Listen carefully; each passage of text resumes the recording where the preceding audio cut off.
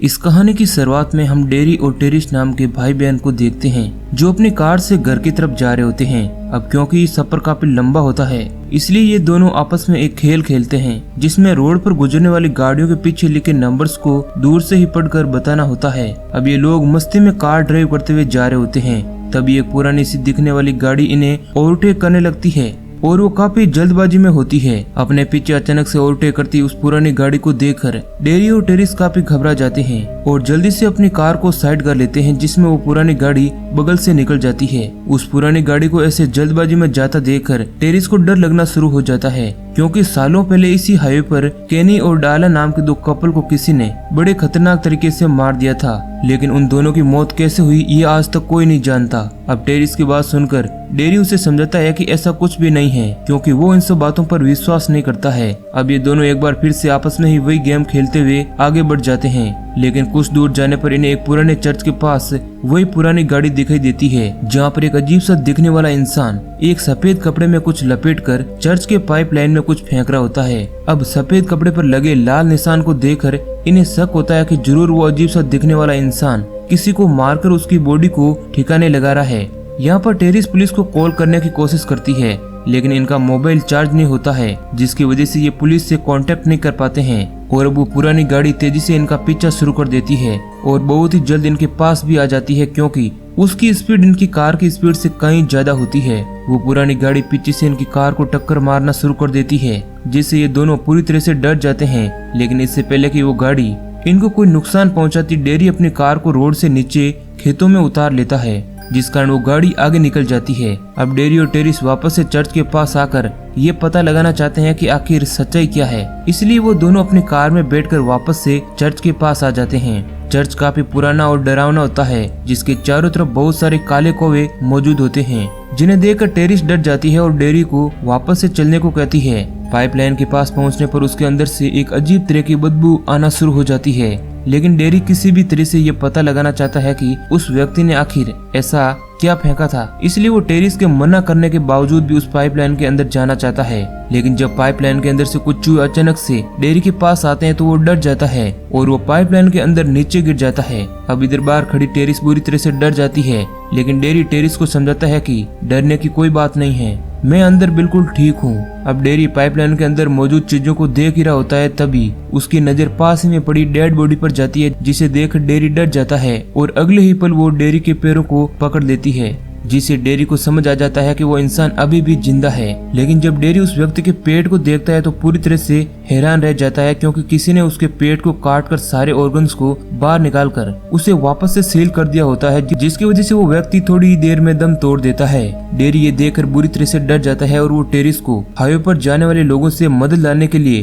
भेजकर खुद को उस जगह से बाहर निकालने का रास्ता ढूंढने लगता है। और जब डेरी हाले की छत और दीवारों को देखता है तो बुरी तरह से डर जाता है क्योंकि बहुत सारी बॉडीज को एक दूसरे से जोड़कर किसी ने बड़ी सी चादर का रूप दिया हुआ होता है। अब यहाँ पर डेरी को केनी और डार्ला की बॉडीज भी मिलती है जो बाकी की बॉडीज से एक दूसरे से जुड़ी होती है। वहीं दूसरी तरफ टेरिस हाईवे पर किसी के आने का इंतजार कर रही होती है ताकि वो मदद मांग सकें, लेकिन तभी वो देखती है कि वही पुरानी गाड़ी एक बार फिर से वापस आ रही है जिसे देखकर टेरिस बुरी तरह से डर जाती है और वो अपनी कार में बैठकर वहां से भागने की कोशिश करती है, लेकिन वह गाड़ी स्टार्ट नहीं हो रही होती है और वो पुरानी गाड़ी लगातार टेरिस के पास आ रही होती है। लेकिन और नजदीक आने पर पता चलता है कि ये गाड़ी वो गाड़ी नहीं है जिसने इनका पीछा किया था। लेकिन तभी वहाँ पर अचानक से डेरी आ जाता है जिसे देखकर वह डर जाती है और अब ये दोनों अपनी कार में बैठकर वहाँ से निकल जाते हैं। रास्ते में जब टेरिस डेरी से पूछता है कि नीचे तय खाने में तुमने क्या देखा तो डेरी कोई भी जवाब नहीं देता है और वो कुछ बदला बदला सा लग रहा होता है जिसे टेरिस को कुछ भी समझ नहीं आ रहा होता है कि आखिर डेरी को हो क्या गया है। रास्ते में ये लोग एक रेस्टोरेंट में रुकते हैं ताकि पुलिस को सारी सच्चाई बता सकें, लेकिन तभी ये देखते हैं कि वही पुरानी गाड़ी एक बार फिर से चर्च की तरफ जा रही है जिससे ये दोनों काफी डर जाते हैं क्योंकि अगर उसे पता चल गया कि उसकी गैर मौजूदगी में ये लोग चर्च आए थे तो वो उन दोनों को जिंदा नहीं छोड़ेगा। अब ये दोनों जल्दी से रेस्टोरेंट के अंदर आते हैं और वेटर को पुलिस को फोन लगाने को कहते हैं। अब इन दोनों को घबराए हुआ देखकर बाकी के लोग भी हैरान हो जाते हैं। तभी अचानक से रेस्टोरेंट का फोन बजने लगता है और जब टेरिस कॉल उठाती है तो सामने से एक लेडी बोलती है कि क्या तुमने मेरी बिल्लियों को देखा? अब ये सुनकर टेरिस को कुछ भी समझ नहीं आता है कि आखिर वो लेडी क्या बोल रही है, इसलिए वो टेलीफोन डेरी को दे देती है। डेरी को वो लेडी बताती है कि मैंने सपने में तुम्हें अपने बिल्लियों के साथ चर्च के तहखाने में बहुत सारी बॉडीज के साथ देखा है। डेरी को कुछ भी समझ नहीं आ रहा होता है कि आखिर वो लेडी इन सब के बारे में कैसे जानती है। जिसके बाद वो लेडी डेरी को बताती है कि कोई नहीं जानता कि वो क्या चीज है और कहां से आया है, लेकिन तुम जब कभी भी जिपर क्रीपर का गाना सुनो तो वहां से भाग जाना, क्योंकि इस गाने का मतलब है कि वो तुम्हारे आसपास ही है। उस लेडी की बात सुनकर डेरी गुस्से में फोन कट कर देता है और अब कुछ समय बाद वहाँ पर पुलिस भी आ जाती है, लेकिन पुलिस ऑफिसर को डेरी की बातों पर विश्वास नहीं हो रहा होता है। अब पुलिस ऑफिसर को अपनी बातों पर विश्वास न करता देखकर डेरी गुस्से में आ जाता है। तभी वहाँ पर रेस्टोरेंट की वेटर आ जाती है जो इन्हें बताती है कि कोई अजीब सा दिखने वाला व्यक्ति डेरी की कार में कुछ ढूंढ रहा है। जब ये लोग बाहर जाकर देखते हैं तो किसी ने डेरी की कार को तोड़कर उसके कपड़ों को बाहर फेंक दिया था। अब पुलिस ऑफिसर को भी विश्वास होना शुरू हो जाता है कि डेरी की बातों में कुछ तो सच्चाई है, इसलिए वो कार पर मौजूद हाथों के निशान को फोरेंसिक लैब में भेजकर खुद अपने साथी इंस्पेक्टर और डेरी और टेरिस के साथ चर्च की तरफ निकल पड़ता है ताकि वो पता लगा सके कि आखिर सच्चाई क्या है। अब रास्ते में अचानक से डेरी की कार में जिपर क्रीपर का गाना बजना शुरू हो जाता है, जिससे डेरी बुरी तरह से डर जाता है, क्योंकि ये वही गाना होता है जिसके बारे में उस टेलीफोन वाली लेडी ने डेरी को बताया था। वहीं दूसरी तरफ इंस्पेक्टर को फोरेंसिक लैब वालों का कॉल आता है और वो इंस्पेक्टर को बताते हैं कि उन्होंने जिन पंजों के निशान को इन्वेस्टिगेशन के लिए भेजा था वो किसी जले हुए हाथों के निशान हैं। ये सुनकर ऑफिसर पूरी तरह से हैरान हो जाता है। तभी उनकी कार पर कोई अजीब सी चीज आकर गिरती है। जब लेडी पुलिस उसे देखने के लिए अपना सिर कार से बाहर निकालती है तो कोई उसे ऊपर खींच लेता है और ये और कोई नहीं बल्कि जिपर क्रीपर होता है जो उससे लेडी कांस्टेबल को मार देता है और पुलिस ऑफिसर का तो सर धड़ से ही अलग कर देता है। टेरिस और डेरी ये देखकर बुरी तरह से डर जाते हैं और वहाँ से भागने लगते हैं। वहीं दूसरी तरफ जिपर क्रीपर पुलिस ऑफिसर की बॉडी को बाकी की बॉडी के साथ अपनी पुरानी गाड़ी में डालकर वहाँ से निकल पड़ता है। टेरिस और डेरी को रास्ते में एक घर दिखाई देता है, जिसे देखकर ये दोनों वहाँ पर जाते हैं ताकि पुलिस से मदद मांग सकें। लेकिन उस घर में रहने वाली लेडी जिसे बिल्लियां पालने का बहुत शौक होता है, वो इन्हें सिर्फ एक कॉल करने का परमिशन देती है, क्योंकि वो नहीं चाहती है कि इनकी वजह से उसे कोई खतरा हो। लेकिन इससे पहले कि ये लोग पुलिस को कॉल कर पाते वहाँ पर जिपर क्रीपर आ जाता है, जिसे देखकर वो लेडी अपनी गन से उस पर शूट करती है, लेकिन इसका उस पर कोई भी इफेक्ट नहीं होता है और अगले ही पल जिपर क्रीपर वहाँ से उड़कर उस लेडी के घर के अंदर चला जाता है। जब वो लेडी जिपर क्रीपर को मारने के लिए घर के अंदर जाती है तो वहाँ पर जिपर क्रीपर उस लेडी को ही मार डालता है।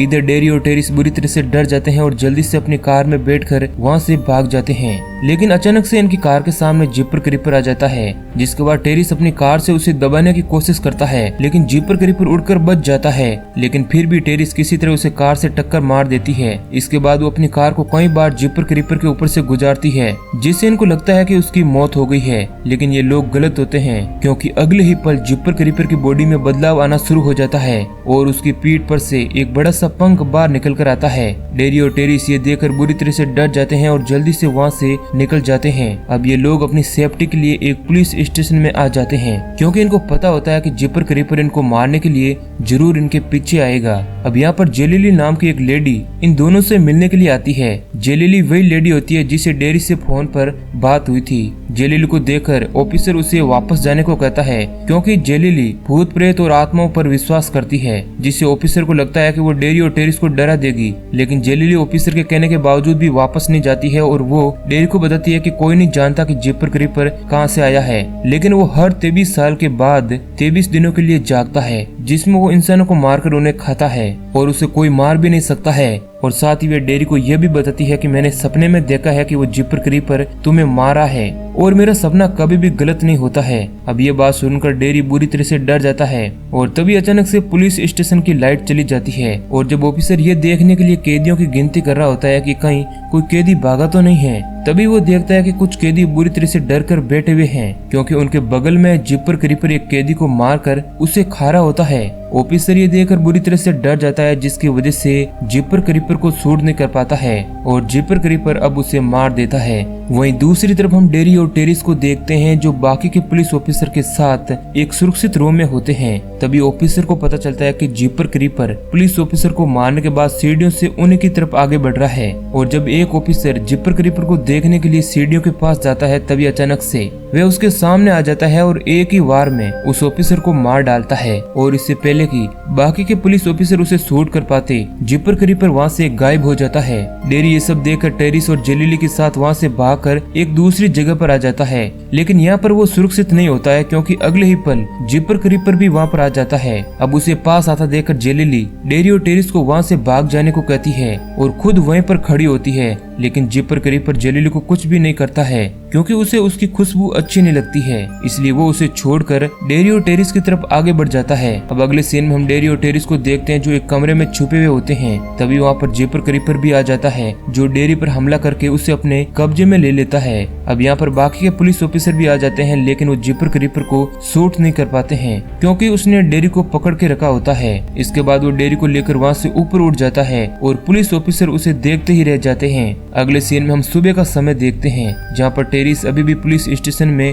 बैठी हुई होती है। अब यहाँ पर मिस जेलिली टेरिस से मिलने को आती है जो टेरिस को बताती है कि तुम्हारे मॉम डैड यहाँ पहुँचने ही वाले हैं। अब यहाँ पर टेरिस जेलिली से पूछती है कि आपने सपने में क्या देखा है, जिस पर वह कहती है कि मैंने सपने में जिपर क्रीपर को डेरी के साथ एक कमरे में देखा था और मेरी बातों पर विश्वास करो कि वो दरिंदा एक बार फिर से वापस आएगा। अब इसके बाद हम एक बंद पड़ी पुरानी सी फैक्ट्री को देखते हैं जिसे जिपर क्रीपर ने अपना नया ठिकाना बनाया है और यहाँ पर उसने डेरी की दोनों आंखों को निकालकर उन्हें अपनी आंखों में लगा लिया होता है और इसी सीन के साथ मूवी एंड हो जाती है। दोस्तों इसका जल्दी पार्ट 2 आने वाला है, इसलिए हमारे चैनल को सब्सक्राइब करें और नोटिफिकेशन बेल को ऑल पर सिलेक्ट कर लें।